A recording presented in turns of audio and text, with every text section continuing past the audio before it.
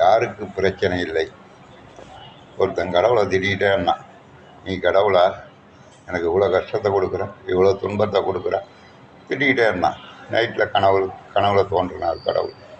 உனக்கு என்ன பிரச்சனை இருக்குது, எல்லாத்தையும் ஒரு ஷீட்டில் எழுது, நாளைக்கு காலையில் கோயிலுக்கு கொண்டு வா. சொன்ன மாதிரி எல்லோரும் நிறைய பேர் கொண்டு வருவாங்க. எல்லோரும் கனவுலையும் சொல்லியிருக்கேன். அதில் எது கம்மியாக இருக்கோ ஷீட்டை அவன்கிட்ட கொடுத்துட்டு அவன்கிட்ட நீ வாங்கிட்டு போன்ட்டார். மக்கா நாள் காலையில் கோயிலுக்கு போனான். ஒரு ஷீட்டை எடுத்து தன்னுடைய பிரச்சனைலாம் எழுதிக்கிட்டு அங்கே போனால் ஒவ்வொருத்தரும் கையில் ஒரு புக்கு மாதிரி வச்சுருக்கானுங்க. என்னென்னா, எனக்கு கடவுள் சொல்லியிருக்காரு, எல்லா பிரச்சனையும் கொண்டாந்துட்டான். இதில் ஒரே ஒருத்தர் சும்மா நின்றுருந்தான். ஆகா, இவனுக்கு தான் பிரச்சனை இல்லை போல இருக்குது, இவன்கிட்ட உள்ள துன்பத்தை நம்ம வாங்கிக்கிட்டு நம்ம துன்பத்தை அவன்கிட்ட கொடுத்துடலான்னு போனோம்.